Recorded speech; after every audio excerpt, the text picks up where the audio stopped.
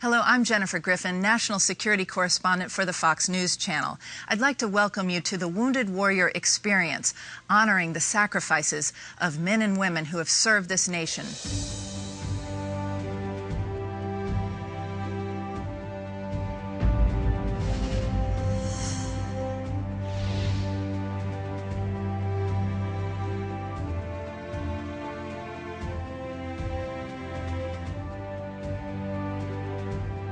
With that, I'd like to introduce you to our panel. Colonel Gregory Gadsden is Director of the U.S. Army Wounded Warrior Program. Sgt Brian Anderson is the author of No Turning Back. He is the Iraq War's fourth triple amputee. And Chuck Lear, a Vietnam veteran, member of the Military Order of the Purple Heart, and a Paralympian archer. Thank you for being with us. Let me start with Colonel Gadsden. Gregg and I have known each other for some time. Gregg is a West Point graduate from 1989. He was severely wounded by a roadside bomb in Iraq, losing both his legs above the knees. He specialized in field artillery for 20 years. He was awarded 3 Bronze Stars, an extraordinary hero. Despite nearly losing his life, he went on to complete 2 graduate degrees and is one of our nation's most high-profile wounded warriors. He's clearly a great motivator, serving as the honorary co-captain. You may remember this from 2008 when the New York Giants were in the Super Bowl. Colonel Gadsden was made an honorary captain and was out on the field with them. He's now in charge of the U.S. Army's Wounded Warrior Program. Gregg, how has your experience shaped your life? I think that in the most profound way, it's really kind of refocused me on how to live my life and what's important. And as I continue to live every day, I really try to focus on the day I'm living. I think we get caught up in life sometimes, and we're looking over the horizon, and we make plans about what it is we want to do and what it is we want to accomplish. And for me, being wounded reminded me that tomorrow's not promised, and so I can't live my life for tomorrow. I've got to make the most of the day I'm in and the people I'm around, and that's what's the most important. What was the hardest part of your recovery? Did you have some dark days? I certainly did. As a former athlete or as an athlete and someone who was accustomed to being able to do anything virtually that they wanted to do, it was very humbling to have to ask for help.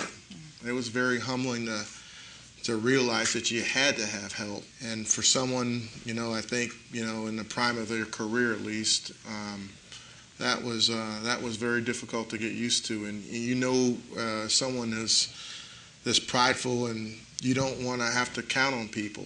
But whether you have everything that you're supposed to have or whether you don't, we all count on each other. What are some of the words that you said to the Giants during that huddle during the Super Bowl? What I tried to share with them is that life is precious and our opportunities are precious. And at the end of the day, we only play for each other, and you're only accountable to each other. I mean, there's fans and there's people that are external that certainly support you, and they're important. They can't impact what you do. Only the people that are right around you. Just, very similar to, being deployed. I mean, I love our country, mom and dad and apple pie and all that we represent, but those are things that are not really relevant to you when you're deployed. It's about taking care of those that are around you and getting the mission done, and that's what you really have to focus on. Would you say your life is better now than even before? It is. I wouldn't change a thing. I'm who I am today because of everything that, good or bad, that has happened to me. And I like where I'm at, and I've learned to live with what I have, not what I don't have, and I really wouldn't change a thing. Have there been any moments in particular where you realized you were really making a difference? Somebody whose life you touched or who touched your life in this process? Well, first I have to thank all the warriors before me because they were my inspiration. I mean, I can remember at Walter Reed wanting to find a guy that had the closest interest to me, because that was a guy that I needed, that had the credibility for me to ask the questions about what my life was, what I could expect. And so now when I see the new Warriors, you know, the first thing I tell them is the fact that we're sitting here talking generally means that the worst is over with. You know, you're going to make it, you're going to live. And so, to me, one of the most profound things, and I think you recognize that one of the most profound things that you can do is accept what's happened to you. I mean, truly accept it, embrace it, and then move on. Because nothing, you can't change the past. You're very open, and that openness, I think, helps a lot of people. Let me turn to Sgt Brian Anderson. Brian enlisted in the Army in April 2001 and had to ship out on September 11th. He served 2 tours of duty in Iraq before being wounded in 2005. He lost both his legs and his left hand. He's one of the few triple amputees to have survived his injuries in Iraq. He's a twin. He's received quite a bit of media attention. He appeared on the cover of Esquire magazine. He was also in the film The Wrestler. You may remember the scene where Mickey Rourke picks up his prosthetic leg and uses it in that movie that won the Golden Globe. And he also appeared in All My Children. So Brian is...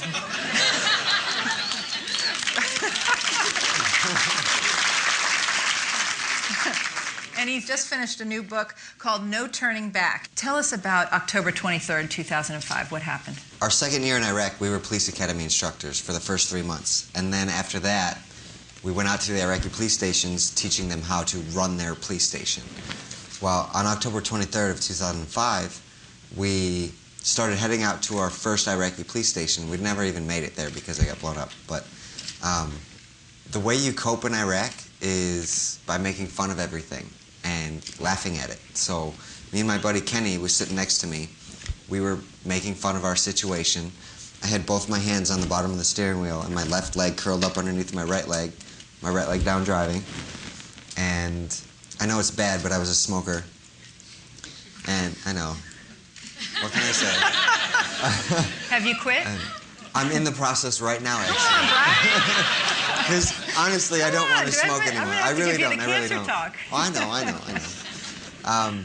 I'm sitting there with my relaxed. We're doing like 5 miles an hour, and Kenny was saying something funny. I was laughing, and I pulled my hand off the steering wheel, and I reached down, grabbed a cigarette, put it in my mouth. And as I lit the cigarette, it was like the lighter triggered the explosion because it happened at the exact same time. And the next thing I saw was the flash, and then smoke and fire coming through the door, and then it was pitch black. And it wasn't because I was knocked out or anything, it was just because there was so much smoke inside the truck, I couldn't see anything.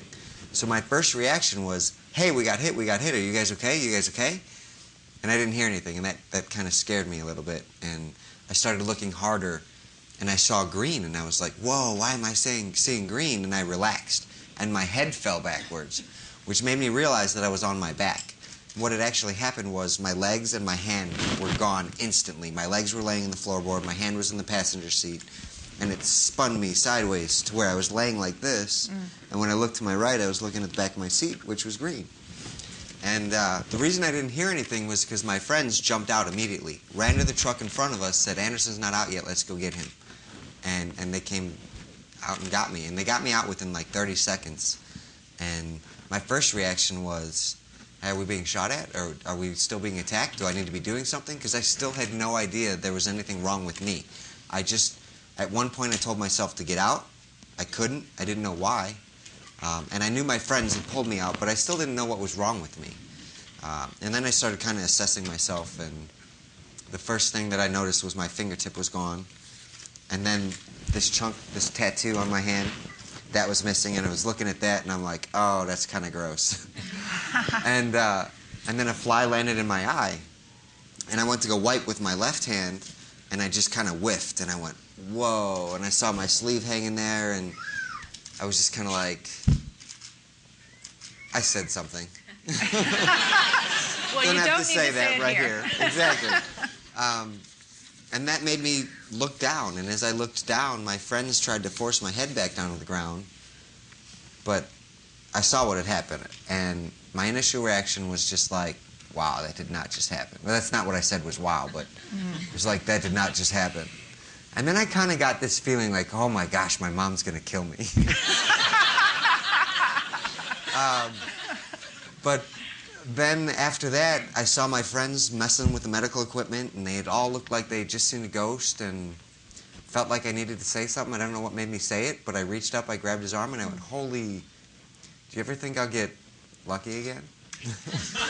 And they just started laughing, and it kind of put them right back on track, and it saved my life, so I thank them. You know, a typical guy. Now, a lot of people aren't going to believe this, but you snowboard. Yes. You whitewater raft. Yes. You rock climb. Uh-huh. You were a former gymnast. How do you do this? I don't know. I just do it. I saw you come down the stairs, and clearly you were a gymnast because... You know, when I was going through therapy, they'd learned that I was a gymnast, and they said, you know, that's really going to help you out later on in life. And I didn't understand completely, but now that I'm going through life, the perspective that I have is that the whole world is my jungle gym, and it really does, you know, help out with everyday life. And you have your own show now?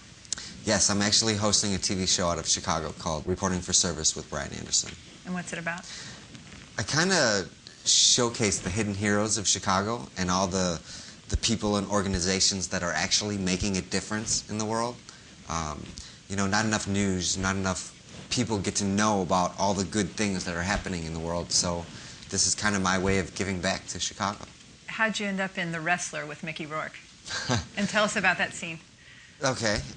When I came out on the cover of Esquire magazine, it said I wanted to be an actor stuntman. And